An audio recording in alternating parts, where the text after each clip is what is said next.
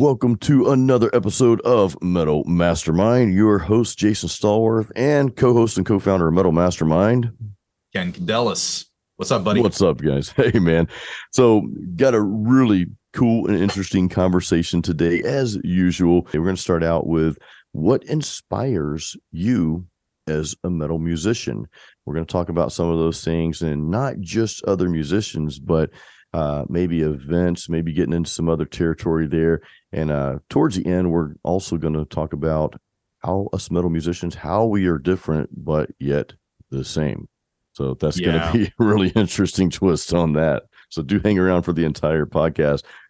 Ken, I want to start with you, though, man. Let's say you're a metal musician. You and I, we both play metal music. We both write our own music. We've both got albums out there and many more to come, by the way. Ken and I even wrote the song for Metal Mastermind, right? So we've got that song out there as well. You Are Your Master is the name of that. But dude, let's start with you, though. Who are some of the musicians, I guess, that inspired you to start playing not just music, but metal music when you started getting into the metal side of life? I was born in 1992, so I'm almost 31 years old. And my first foray into metal was through my brother, and he loved nu metal.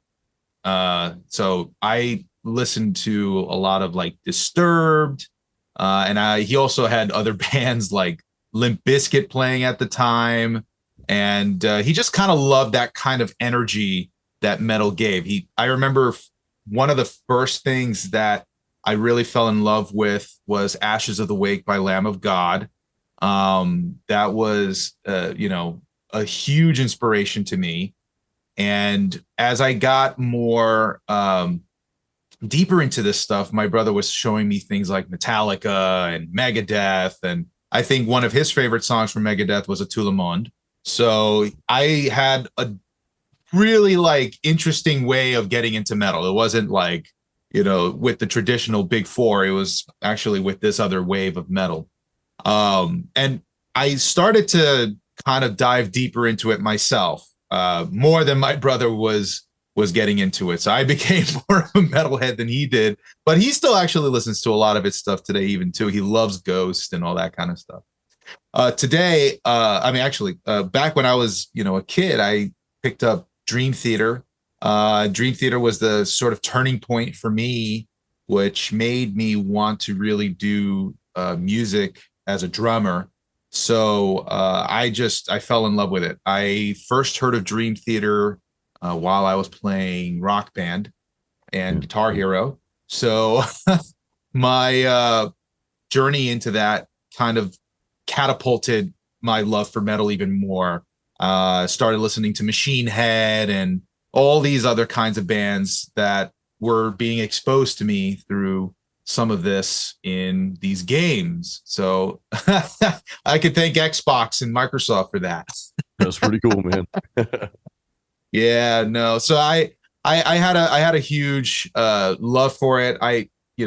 With my best friend at the time, I also introduced him to metal, and we just kind of kept exchanging CDs and stuff like that. We would go to the Tower Records store that was near our school before it closed down, and it was a great place just to get some new stuff every now and then and just share music. We were constantly trying to find new material as we were kind of in this moment. And from that point, I discovered other bands like Sonata Arctica and love Sonata Arctica, dude. Ensiferum and Amon Amarth. Yes. Those were bands that eventually influenced other aspects of what I loved about metal. That was a huge part of my upbringing. I communicated a lot with people that were around me and what kind of metal styles they were into, and they showed me a lot. High school was a big turning point for them. I was going to ask you that too. Like, what was it about this style of music? I know you started out listening to nu metal, and then you got into, you started getting into the old school thrash bands and all. Then on to the Amon Amarth and the European metal, which I absolutely love all of that stuff, man. But what was it, if you could pinpoint one thing that was about this style of music that captivated you? Like what turned on that switch? Oh, the energy. Yeah, the energy 100%. Because I would feel uh not necessarily, I wasn't introduced to metal because of angst, like some people think metalheads are introduced to music like this. You know, oh, they must be very angry people. That's why they listen to metal. Not really. Yeah. I just love the excitement that it gave me.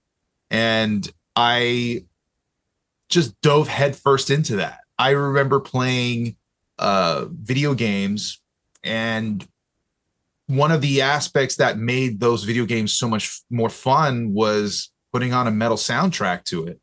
Oh yeah. Like racing games, for example. You know, you put Fuel by Metallica on, you're just like, give me fuel, right? You're just like, Yes. yeah. You know, you're just driving down on that road with, your race car in the game. I'm like, yeah, this is rock. I love this. Ton So of it was energy, just man. it was just the energy, man. That was it. And I just remember how it made me feel like I could just take over anything. So it was infectious. And I think, you have a similar, feeling about that. But yeah, I don't know. That was a big part of it. And the virtuosity was also something that really inspired me, where I would, at a certain point, I think, well, part of what I loved Dream Theater so much when I was in high school was because of the virtuosity. You know, you listen to all of the players, and you're starting to appreciate how much effort goes into learning an instrument to that caliber. Oh man, yeah. Um, same thing with any of these other virtuosos. I remember listening to a lot of guitarists back in that time. You got guitar gods like Steve Vai, of course, but Sure. then there's like more unknown guitarists like Impellitteri or Joe Oh, Stump. Kristen Pillar. Yeah. Yeah, these guys, they were like more speed metal kind of virtuosos, and they were kind of in the same bandwagon as Malmsteen at the time. I always love digging into some of this stuff, and it just became a way for me to also learn more about how music could influence such a style that you wouldn't necessarily put two and two together. Like neoclassical music was a big part of what made metal virtuosos who they were. And that my mother actually, every time she would be cleaning, she would always play with classical music while she was cleaning. So I already had some sort of an appreciation for classical. And then hearing that with metal made it even cooler. Yeah. So yeah, that was a part of it too. I mean, what about yourself, Jason? What was the thing that made it, you know, hit home for you when you heard metal music? Why are you a metal music fan and instrumentalist today?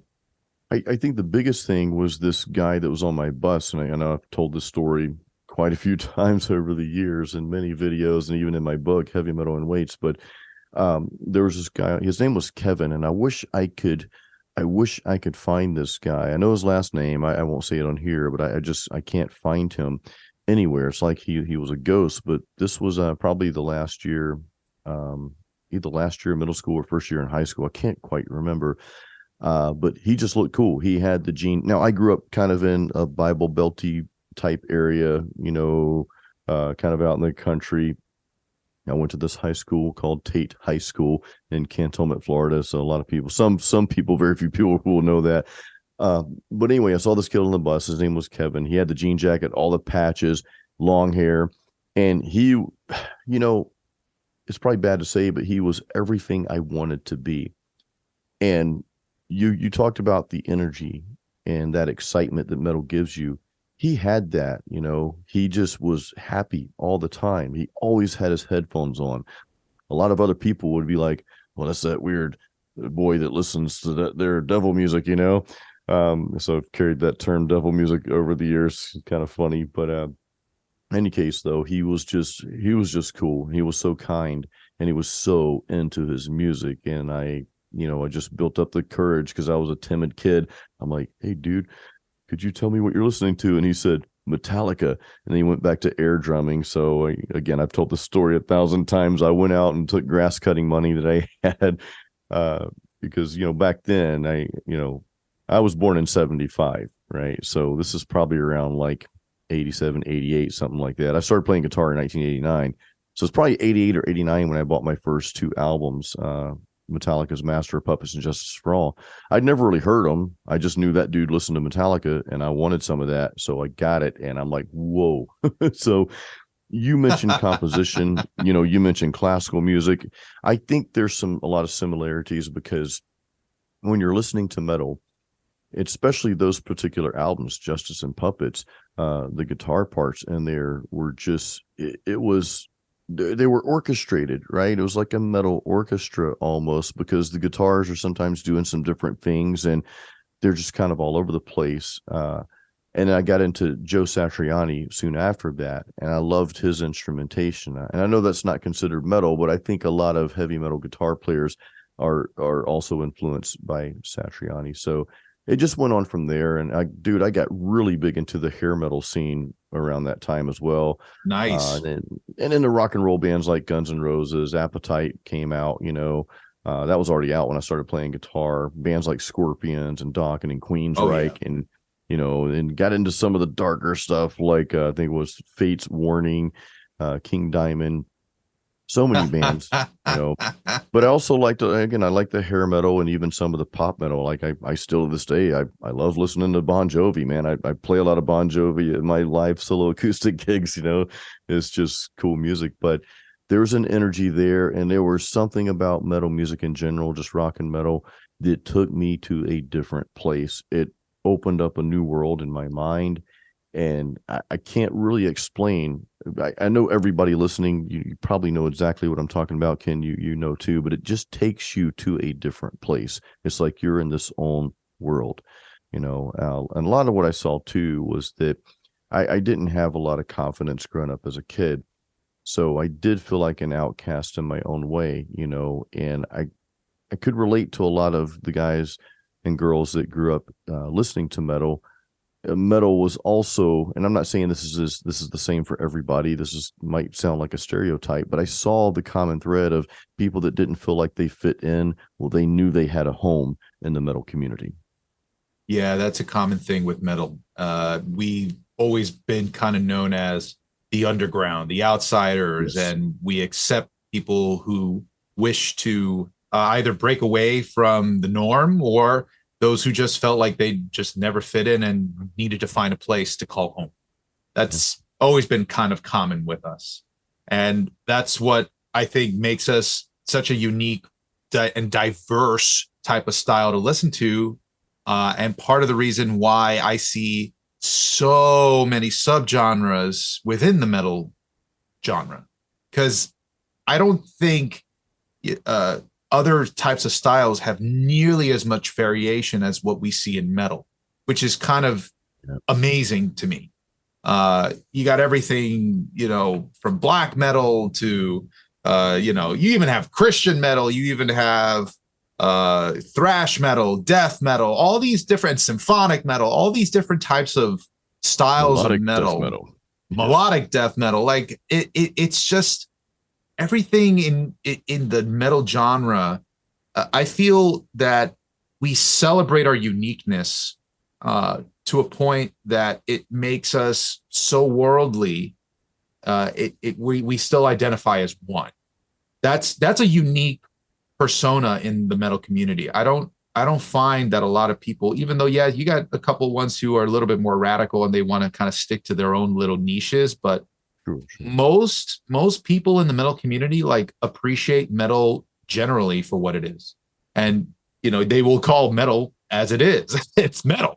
So if it can make my head, do the chicken dance, then we're good. We're good, yeah. So and I love that. I love that because you're getting into all these different types of styles that everybody can kind of feed off of. And you go to a show and you see an opening band and you've never heard them before, but you can kind of rock with it. And you can find something new that you like within that. All of that was very, very common to see in the sort of 2000s and even, the last couple years too. There's even more niches developing. And, thank God for the internet for that, because this is what it is now. And metal has a way of making us feel empowered and structurally sound like we feel in a sense like indestructible while we do it. So I think that it helps our mental health as we're just kind of going through our day, trying to get ready to go to work. And honestly, one of my favorite metal bands that I still listen to on a regular basis today, Megadeth, one of the big four. You can't go wrong. I turn on something like Holy Wars. I'll turn on another song that I like to listen to, Sleepwalker, and I'm just like, Oh, it's a good tune, man. yeah, I love the groove that I get from Dave Mustaine's guitar work, and he's just got a voice that just got a lot of attitude. So I'm just like, yeah, I'm He's a going to big work. inspiration, man. He's such a huge Yeah. because he knows, and I don't want to get into who does what better or whatever. I don't think there really is a better. That's subjective. It's all in what you like. But my admiration for Dave Mustaine is super high because he's playing Yeah. these not so simple rhythms. Some of that stuff's pretty complex. Oh, Right? he's a virtuoso. Yeah, he's a virtuoso, especially in the rhythm section. He can play solos, obviously, too, very well. But he's singing and doing this at the same time, dude. And I'm Yeah, like, man. how do you do that? And even going beyond that, and some of you out there are good at that, right? And let's say you learn a Megadeth song and you practice it and you can sing it and play it at the same time. Take it to the next level. He not only sang and played these songs, or he sings and plays the songs, he wrote these songs, he composed them. So that's that's where I get my admiration from Dave Mustaine, and he's got his own sound, and this to me is what is what is so inspiring about being a metal musician, and where I get my inspiration from is when people heard Dave Mustaine's voice for the first time, it could have gone bad, right? Because it's not like he's got this phenomenal, I shouldn't say not phenomenal voice, because it's just Megadeth. It's Megadeth, right? Yeah. It's its own signature sound, but he's not like a Sebastian Bach or a David Coverdale or Michael Sweet, and I know that's a different subgenre of rock, metal, whatever altogether. But he's just got this angst, this very distinct sound to his voice that makes Megadeth. Same with James Hetfield, same situation there. That's been a huge inspiration for me because again, he's singing and playing. Trying to play a song like Blackened or Master of Puppets or any of that stuff, singing that at the same time. And then not to mention he wrote that as well. That's a big thing. That's such a big thing. And that inspiration, I don't find, and I'm not knocking other genres, right? But I don't find that type of inspiration, that same energy, and that same, concept of being a virtuoso, so to speak, in both guitar and vocals and doing that at the same time. That's a big deal, man. I don't find that in other genres like I do with metal. No, definitely not. And of course, like metals is a part. Sometimes I have to be in a particular mood to listen to metal too. I'm not, Sure. not going to be always listening to metal. I have other tastes in music, but the what you're talking about, this kind of virtuosic, but also this angst. I mean, like think about like Tom Araya from Slayer. I mean, the guy is like angry when he shouts into that mic, and you can feel it. So you got that, or you got like Carl Sanders from like Nile, who's just like got this super, super deep voice, but he's doing all these super fast rhythms that is known for the style in Nile's technical, like death metal. So, I mean, I love it. I think you appreciate it for what it is, as a style that has an immense amount of respect for musicianship, right? That's one thing that I think people take away from metal. The other part is you have a way of executing the energy that we've been talking about, where we have either it can be an element of feeling sometimes sad, sometimes happy, powerful, angry, I mean, there's a lot of diversity to the emotions that is, but it's all sort of in a way that kind of hits you in your gut when it comes to metal, which I love. Does So yeah. it hits you in the feels like right off the bat. You could probably just listen to the riff in the beginning of a tune, and you're just like, okay, here we go. But then I think what you're talking about as well, which is songwriting between Yes. guys like Dave Mustaine or James Hetfield, and why they're where they're at is because they focused on all those elements, but as well as writing good songs. And songwriting between metal musicians, I feel sometimes can get a little lost, to be honest, because I feel because metal can be such a technical endeavor in writing, we feel sometimes we have to stack up to other technical players. Yeah. Yeah. And we don't necessarily have to. We just have to make sure we get a certain feeling across. And I think sometimes that gets lost. So it's an important step to always like take a step backward and listen as though you were just an audience member. Something I tell my production students all the time is when you've got a mix going, like take it with you out of your DAW and like listen to it in a place where you can't control the faders or anything like that, so that you could really just pay attention to how it feels. And sometimes we don't do that enough, and we kind of lose sight of what we're trying to do here. So as much as metal is an amazing form of art, there are some challenges that metal musicians do come across when we're trying to write what we're passionate about, and it's not coming across as effectively. uh, like there's a reason why a band like, let's say, Animals as Leaders is so effective, and they're so popular. And it's not because of just their technical prowess, although they're amazing musicians. It's that they're also like masterminds of making their music have a groove that allows you to sort of just kind of connect very quickly to all the sort of rhythmic elements that make your body move a certain way. I think they're very in tune with that. Another band that's very similar to that is Meshuggah.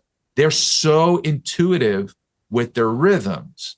That's what they're paying attention to. That's what makes them Meshuggah, right? I mean, you got all the different kinds of metal bands out there that also play. Here's another one, Devil Driver. Devil Driver is also really groove Oh, based, they've kind of got like, great stuff. Yeah. yeah, they're kind of like in the same realm as like Lamb of God. They're really rhythmic, intensive, and paying attention to the feel of how all that stuff works. So we can't lose sight of that. What makes metal amazing is the instruments that are playing together and creating all this energy, but you have to keep in mind that each one of those instruments has a role to play, and we don't want to just overshadow the importance of what is a good song and what makes us feel connected to a piece of music, just for the sake of I just want to show off this technical lick or something. And I think this is where I think we're starting to merge into the part where we talk about, what makes metal musicians different from other musicians. Of course, there's some similarities, and we'll talk about that towards the end. But there are some things that make metal musicians, specifically, metal musicians, different from musicians from other genres. And I think this whole being the virtuoso could be one of them. I think a lot of guitar players struggle with this. And look, if you're writing an instrumental album and you want to show off your guitar licks and how fast you can play, hey, great, put that out there. But I think when it comes to the song itself, you have to understand that just you playing as fast as possible every solo throughout the entire song is probably not going to work for a great song. Right. Maybe it will, maybe it no. I don't make the rules. We don't make rules here, no. But you do have to understand the people that your fans, the people that are going to listen to your music, they probably want a lot more than just a blazing guitar solo. They want to hear that orchestration. Ken, and as a guitar player, I mean, I'm considered a shredder by many. Uh, I'll be the first to tell you that I believe the other instruments are just as important, if not more important, than the guitar. If I get up there and just strum metal guitar, and even if I sing with that, well, that's not going to sound that great without the bass and the drums. Whereas if I didn't play guitar at all and you just had bass and drums going with the vocals, well, that would probably come off a little bit better as a song, right? Now, of course, Yep. we want the guitar in there, but I'm just saying you have a better opportunity of having that groove and that song with that backbone of the band, the bass and the drums. So I feel like the other instruments sometimes in metal, not in metal and not with the professional bands, but I mean bands that are maybe just starting out, or if you're just writing your music and you're especially if you're a guitar player, well, I'm focused on this riff, and then you just can do it to whatever drum beat and a basic bass line. But again, I think the other instruments are just as important. So yeah, I think that can be challenging, along the same lines as what you're saying, about Virtuoso. Although to the credit of guitar players, the riffs are super important. I mean, Yeah, yeah, yes, they are kind of like what inspires verses, choruses, and you can't discredit that. But it's the idea that I understand what you're saying is it's not just about the riff, it's also about the bigger picture, the whole. right. And you can have a badass riff, but if you don't have a matching rhythm section to back it up, it falls short. You gotta give credit where credit is due, and that's why you got matches made in heaven for certain Yeah, bands. Like Lars Ulrich for James Hetfield. They just Lars Ulrich may not be the best metal drummer in the world, but he's the drummer for Metallica. He's the right drummer for Metallica. yeah, You have a whole bunch of them out there. So very, very true. Everybody in a metal band plays a very important role, and it's kind of like the pieces of a puzzle. yeah. Guitars are just one piece of that. You have bass guitar. You got drums, and you have, of course, our vocals. Those all have an element that make the whole piece come to life, and we don't want to forget that. So yeah, I mean, and it's difficult nowadays, I think more so because especially after the pandemic, we've had more of an isolated approach to making music than we have ever had before. I feel like there are more individual solo artists out there than ever, and I feel that people are struggling to help create this form of genre in a way that you have. I'm trying to struggle to find the words, but you're not able to kind of gel with another musician like we used to because you're the only guy in the band, so to speak.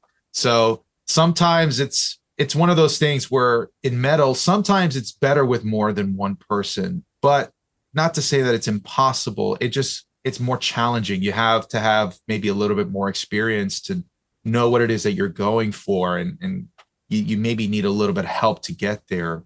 I mean, which is part of why we do what we do, Jason, right? It's like Metal Mastermind is kind of birthed out of the need to be able to serve all other people who want to make better metal music. That was one of the reasons why we started this. We've heard bad metal music out there, and it's like, Yeah.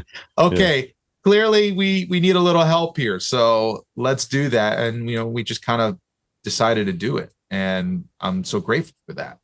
You don't want to be So your own weakest link either, though. You're talking about, exactly. collaborating, and going back to like one of the things that makes metal different. I think, we talked about guitars, the riff. I think that's one of the key things that does make metal musicians different. All metal musicians, doesn't matter what instrument you play or if you sing, just the fact that you are in a band or a project that is, no pun intended, heavily guitar based. Well, most other genres, like let's bring out country for example. Sure, you've got guitars probably in most every song, but yeah, that guitar is there throughout the song, but it's not really guitar based, if that makes sense. You might have a lick or whatever. Blues, of course, is going to be guitar based, but not to the extreme extent because metal, we've got distortion, we've got super heavy guitars here, so it's a little bit different, right? But metal as guitar based with that edge. And so let's just say that with that edge, with that extra layer of aggression, right? And I think along with that, another thing that makes metal musicians different is you're also in a band or a project to where the vocals are looked at, I think, much differently than other genres of music. I think other genres of music are trying to sing pretty and be pristine and all that stuff, and which is great, that's fine, I'm not knocking that. But metal, well, we've got Alyssa White Glutes for Arch Enemy, right? Yeah. Which I think is a beautiful voice, but it is growls, it is screams, right? And you've got people like Hetfield and Mustaine that we've talked about, Slayer, right? Those vocals, they're not really pretty, right? They've just got this additional layer of aggression and angst to them. So those are a couple of things that really make metal musicians in general stand out from really any other genre. Yeah, I don't think metal vocals gets its due in the performance spotlight for a lot of awards. You're right. Let's just You're put right. it You're that absolutely way. right. Yeah. I think people really discount metal vocals quite a bit, and it's wrong in my opinion, and I'm sure for most metalheads they would agree. Metal vocals are hard to do. They're They're not not easy. easy. You could easily blow out your voice if you don't know what you're doing. And it's not the prettiest thing to hear for sure, but it is a style of vocal that should be respected just as equally, I think, as somebody who's trying to do pop music. Um, and maybe that's just how it will always be in the mainstream light. Who knows? I hope not. That's part of what we're trying to, do is just make metal more accessible to the everyday person. But I Yeah. think you're right when you say that, vocals, they need to have their own spotlight here. And maybe there's something out there, I know we got like metal guitar gods as awards. Maybe we should do something for metal vocals too. I would like Um, to see that. Now there's another element, and this is one other thing that makes metal musicians quite different, and metalheads in general, is that metal has is kind of gone against mainstream. If you yes, think about it, whatever's popular and notoriously. I remember being in high school, I remember someone calling me a poser because I liked Bon Jovi and Poison. I liked all the hair bands, and some guy was like, well, "That's not real metal. You're just a poser. You can't say you like Megadeth and Slayer, but like that too." And of course, I didn't say anything, and I was a quite the timid kid, but I'm thinking, why not? You like what you like, But I also get it if you're in a band like Devil Driver. Well, your goal is not going to be to write something that sounds like a hip hop song, right? Or country song, Your goal Yeah. is to write this extreme form of music that you have here. So we've kind of like, segregated ourselves in a sense from mainstream. I believe, and this is a major difference with metal musicians, I believe a lot of that comes from the fact that metalheads and metal music, I should say, is not widely accepted by mainstream, right? So this rebellion that we have, so to speak, is sort of a reaction to that judgment that we've taken. Going back to my days, my childhood, I was always told, well, that's devil music. And I'm thinking, Master of Puppets is not devil music. They're talking about the harmful effects of doing drugs, if you think about it. And it's the same thing you guys are preaching. So, hello, wake up, right? Not to say there's plenty of devil music out there, right? Of course, whatever. But it was just Belphegor. this. Yeah, right. But it was just this thing, though, this thing that people had against metal because it was loud and the vocals, right? I know a Yep. lot of people that would listen to the music, but when the singing started, like, okay, I can't take that. Whereas you and I, we love that. Everybody listening, we love that, right? So yeah, I mean, those are a lot of like really like big differences between metal musicians and metalheads in general, as opposed to like other genres of I music. I think you make a great point because I think the whole idea about mainstream is that mainstream is controlled. It's this Mm, like controlled entity that yeah, kind of gatekeeps what people can listen to and what they're telling people is acceptable. that's a good Whereas point. metal kind of always felt like music of the people. Yeah, That will we reject the mainstream. We reject the authority figure here, yeah, and we choose to create our own authority by our own means, right? I think that's yeah. sort of an ethos that we can kind of point to metal music. So yeah, I 100% agree, and that's probably why we'll never be, accepted as much as people, let's say for example, like the Grammys. Like, what is there, like one Grammy for metal? It's like best metal performance. it's Yeah. it's hard to get metal artists to be like the best or the best new artist in the Grammys or something like that, or best album of the year. Like, it's you probably wouldn't really see a metal album get there because there's other people who are kind of well connected in the industry that are in mainstream that get those things most of the time. That's why we always reject a lot of these things like Grammys, because we always say, oh, it's just a popularity contest. And who has the most popularity? Mainstream music. Because why? Yeah.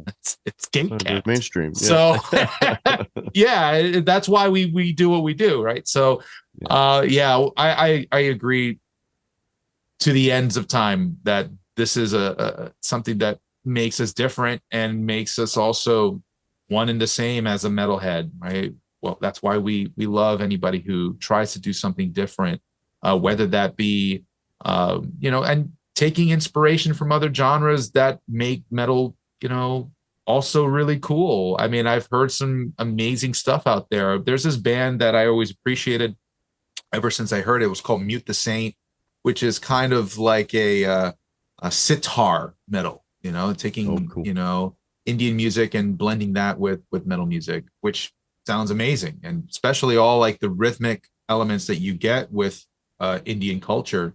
Konakol, for example, that's very, very cool to hear it in a metal context. Or, you get other things like even Latin metal, which a great band for that is Ancla or Puya. These are just metal bands that just are inspired by clave rhythms, That's right? cool. That kind of rhythm that you hear in a lot of Latin music. So these types of things that we hear are going to create new forms of music down the line. I mean, it's a slow burn, right? It's not going to be something that we see an immediate turnaround, which is kind of funny because at one point I remember talking to a family member. I said, I don't know if, maybe because everything's so global now, maybe we won't really hear new music anymore.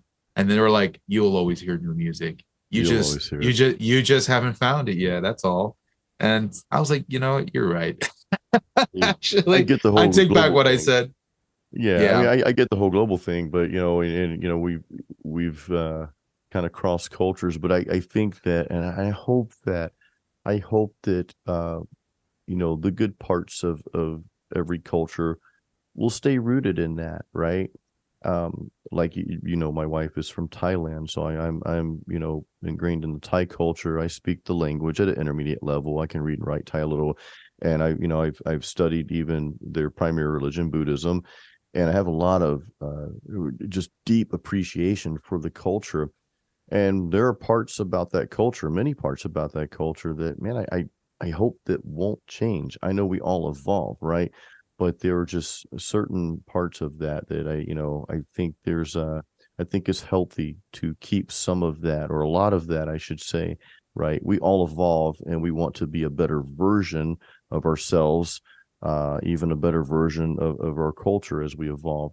And that's fine, but some of that or a lot of that, I want that to stay kind of rooted there.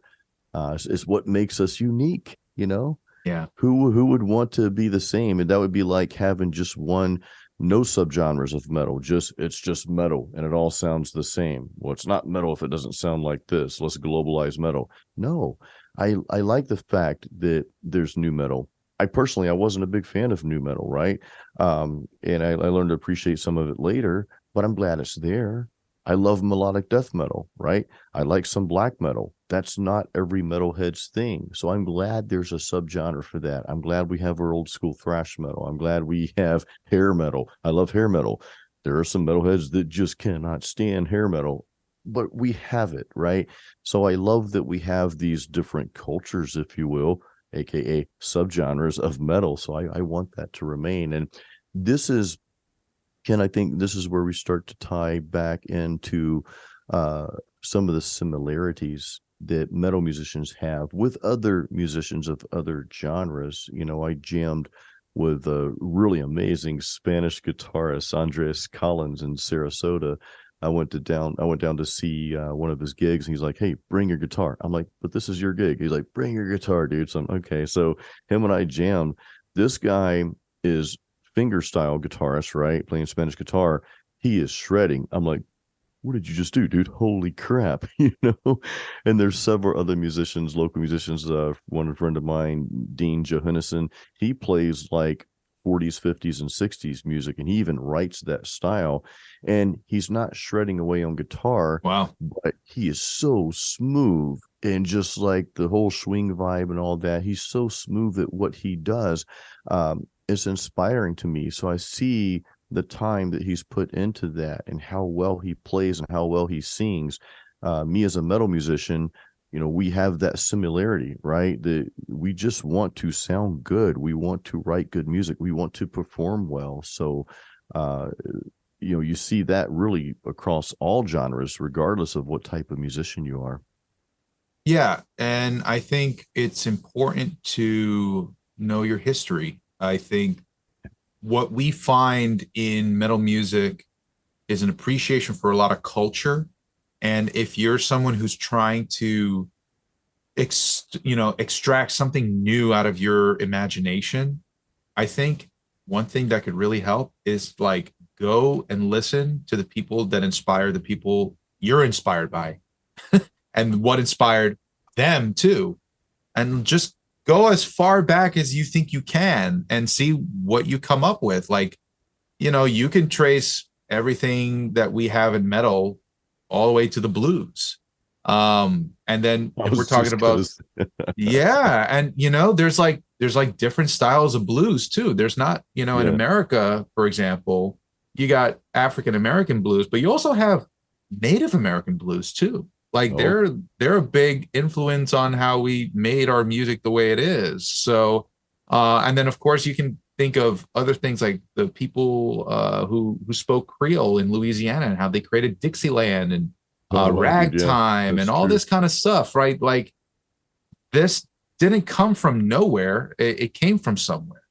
It's funny you So, mentioned blues though, man. Real quick, my friend and I, my buddy Tom and I, we used to kind of laugh at that. Like our favorite guitar players, like Satch and Kirk Hammett, and all these other guys that we love, you know, George Lynch from Dawkins. They would always say, "Well, we were inspired by the blues," and him and I would have this look on our face, like Beavis and Bud, like, what did you say, dude? Because we just weren't into blues, you know. And I very much appreciate blues now, but when in my younger years, I'm like, uh how did blues inspire you? You know, and it just I was right. kind of naive back then, but it's just funny you mentioned that. A lot of, like you said, a lot of people are inspired by other genres that they don't necessarily play, but you can hear some elements in that, you know. Right. Yeah, I think metalheads grow with wisdom in a unique way, man. It's We do, just yeah, if we it's choose to. just it's just yeah, I mean, I just think the people who really mature as they grow up and they're metalheads, Yeah.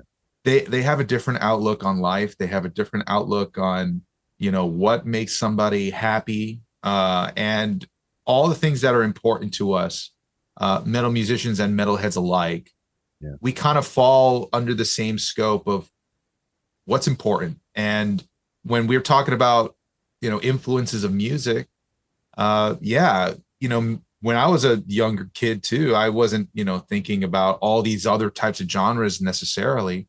I was a little bit more in my own bubble. And, that's kind of how it works. You're exposed to new things. And when you hear them, you're interested and you're like, oh, what's this? Oh, what's that? Oh, what's this? And sends you down a rabbit hole and you just keep discovering new things. So over time, you're older now and you become more appreciative of what you've learned, and all of that kind of ties back in like a full circle. So that is something I very much resonate with. And yeah, I definitely have more of an appreciation for blues too over time. So yeah, it's amazing.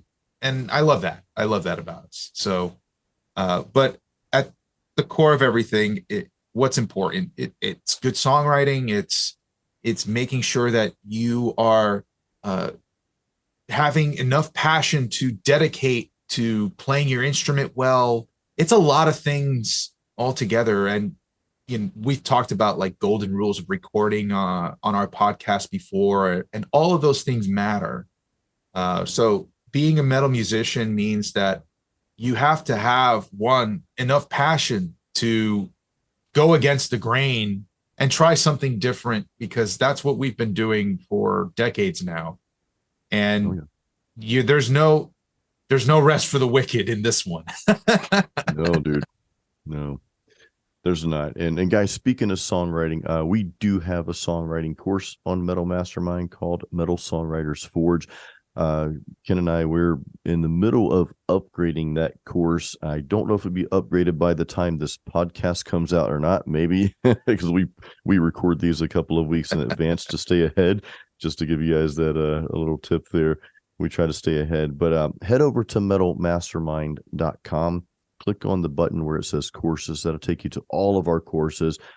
Ken's got a music theory course on there that's tied into metal. I've got guitar courses on there. We've got vocal. We got, he's got a studio build course. But do check out Metal Songwriters Forge on that if you haven't checked it out yet. Once we have the upgrade out, if you already own the course, you got the upgrade free. You'll be getting that free. You won't have to pay any extra for that. But that probably will increase in price because we're pretty much making like this monstrous songwriting course, just trying to cover multiple angles here for you guys. So anyway, check that out at metalmastermind.com. I want to say thank you so much for supporting and being a part of Metal Mastermind. Appreciate all of you guys being here. And remember, until next time, always create your own sound.